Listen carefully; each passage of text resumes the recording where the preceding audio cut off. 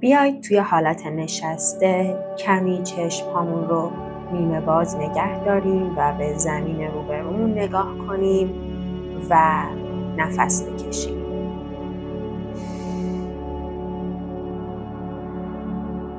لطفاً تعداد نفس‌ها، دم و بازدم هاتون رو بشمارید.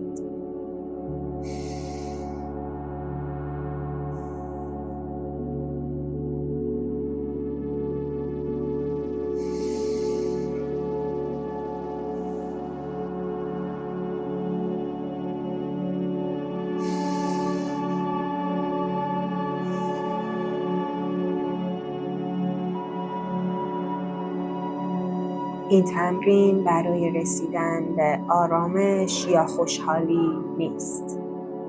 فقط برای تجربه حس بودنه. من هستم و نفس میکشم و توی چند ثانیه گذشته به این تعداد نفس کشیدم.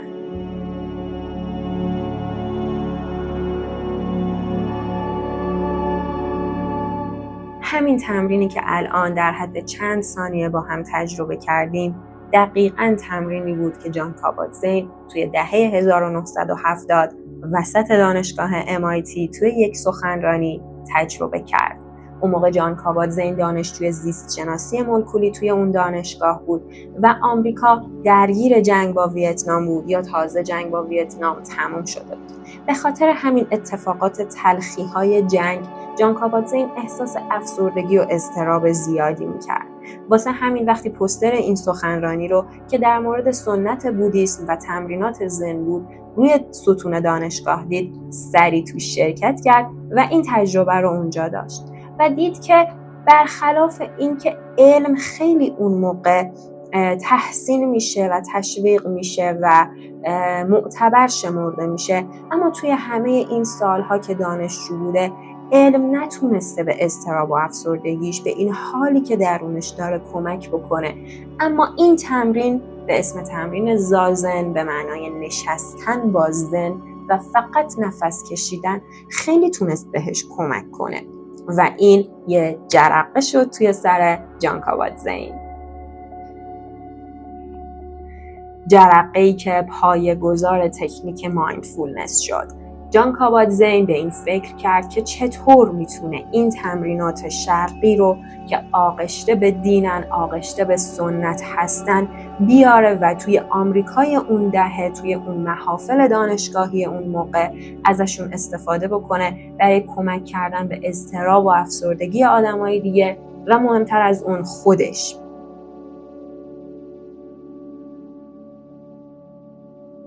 پس باید یک پلی بین سنت بودیست، تمرینات زن و مایندفولنس علمی اتفاق میافتاد.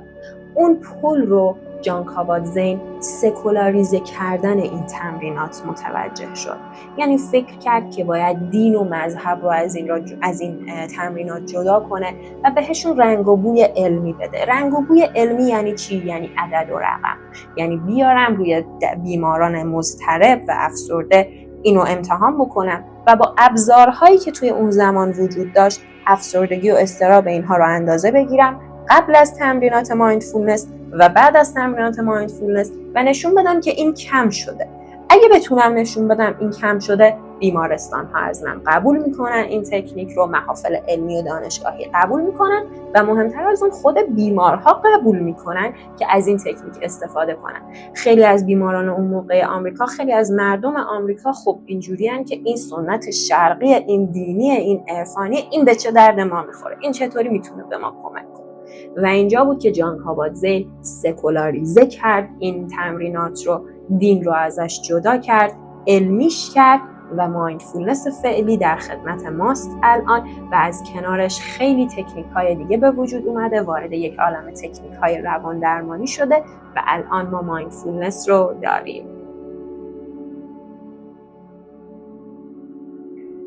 بریم ببینیم تعریف مایندفولنس امروزی که وارد علم روانشناسی شده دقیقاً چیه. این تعریف رو دارم از این مقاله میگم که اطلاعاتش رو توی دیسکریپشن هم براتون میذارم اگه میخواین بیشتر بدونین در موردش. این تعریف میگه که مایندفولنس در واقع 2 تا بخش داره. یکی کاری که ما انجام میدیم و دومی نگرشی که نسبت به اون کاری که انجام میدیم داریم. کاری که انجام میدیم چیه؟ کاری که انجام میدیم یک توجه آگاهانه و توجه در لحظه حال به 4 تا چیزه: بدنم، احساسی که دارم، افکاری که توی سرمه و محیطی که اطراف من هست.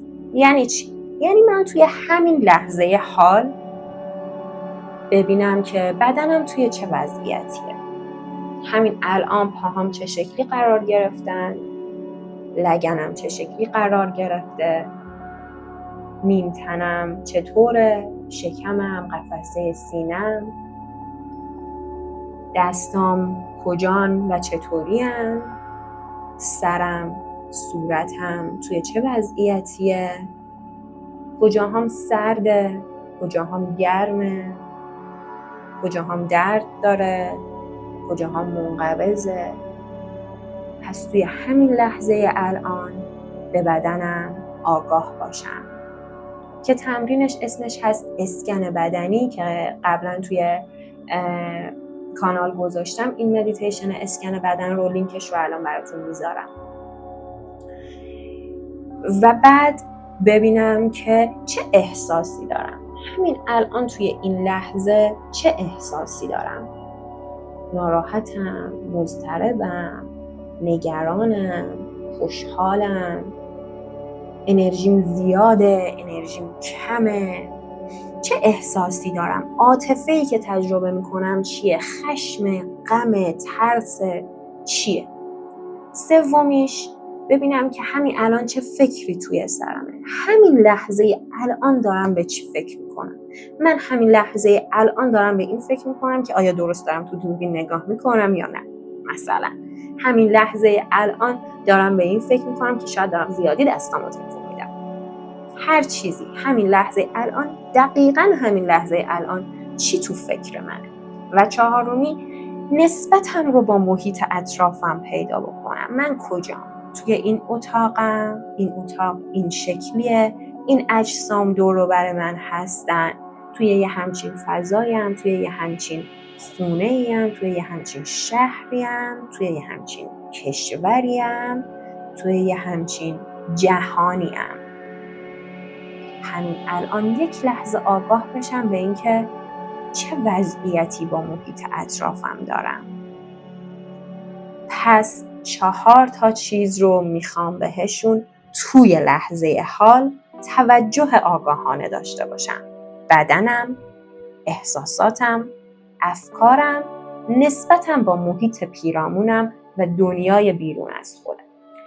و با یک رویکرد و نگرشی میخوام به اینها نگاه کنم. یعنی این کارهایی بود که من کردم، توجه آگاهانه. حالا چه رویکردی به این توجه هم دارم. مایندفولنس میگه که 2 تا نگرش و رویکرد باید داشته باشی. باید با پذیرش باهاشون مواجه بشی و باید قضاوتی نسبت بهشون نداشته باشی. یعنی چی؟ همین الان فهمیدم که یک نقطه از بدنم درد میکنه. یعنی توی لحظه حال دیدم که توجه کردم یه نقطه از بدنم درد میکنه. درد رو بپذیر، نخواه که نباشه، قبول کن که هست. میپذیرم که الان یه ذره کمرم درد میکنه یا خیلی کمرم درد میکنه و قضاوتی نسبت بهش ندارم. به خودم نمیگم آره چون دیروز بد خوابیدی، چون دیروز خیلی کار کردی، چون همش بد میشینی، چون ورزش نمیکنی کمرت درد. قضاوت ممنوع. قضاوتی نسبت بهش ندارم، فقط میپذیرمش. و بعد میرم سراغ احساساتم با همین 2 تا رویکرد. من الان خشمگینم، میپذیرم که خشمگینم و قضاوت نمی کنم خشمم رو و دلیل خشمم رو. فقط میبینم که من خشمگینم. من یک آگاهی دارم نسبت به احساس لحظم و بعد میرم سراغ افکارم. من الان دارم به این موضوع فکر میکنم. بپذیر که داری به این موضوع فکر میکنی و قضاوت نکن که داری به این موضوع فکر میکنی. نگو همش درگیر این فکرایی تو. نگو که این چه فکریه که الان اصلا میکنی. قضاوتش نکن. بپذیرش. و بعد میرم سراغ محیط اطرافم. یک توجه آگاهانه نسبت به محیط اطرافم. من توی این اتاق هستم. این رو میپذیرم و این رو قضاوت نمیکنم. من توی این کشور هستم.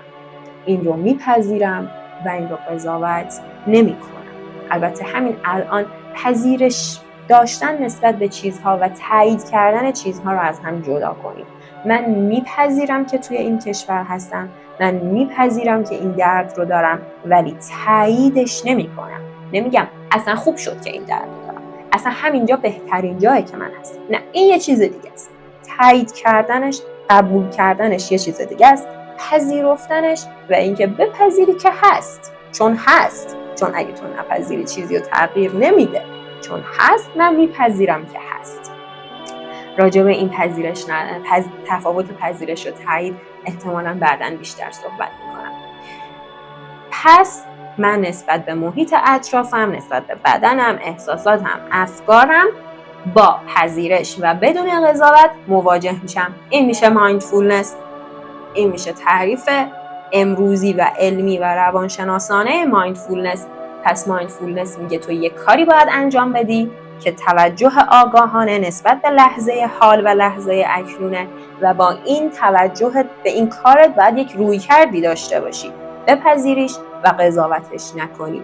و این رو ما مدیون جان کابات-زین هستیم که این تمرینات رو داریم. یک عالمه مایندفولنس تمرین داره که بتونی این کارا رو بکنی. تمرینای کاربردی در حد روزمره که بتونی ازشون استفاده کنی. کم کم با هم دیگه بیشتر اینا رو انجام میدیم. خب شاید الان براتون این سوال پیش اومده باشه که این مایندفولنس که جان کابات-زین برداشت از سنت زن و از تمرینات زن، از سنت بودیست برداشت آورد تو علم روانشناسی، چه فرقی داره با اون سنت بودیسم، با اون مدیتیشن ها؟ که باید بگم ویدیوی هفته قبلم در مورد این مورد بود و لینکش رو الان اینجا براتون میذارم. اگه ندیدینش حتما ببینینش. تفاوت مدیتیشن و مایندفولنس. مرسی که همراه بودین، مرسی که گوش کردین، مرسی که نظراتتون رو توی کامنت با هم به اشتراک میذارین. امیدوارم که این ویدیو براتون مفید بوده باشه. اوقاتتون خوش.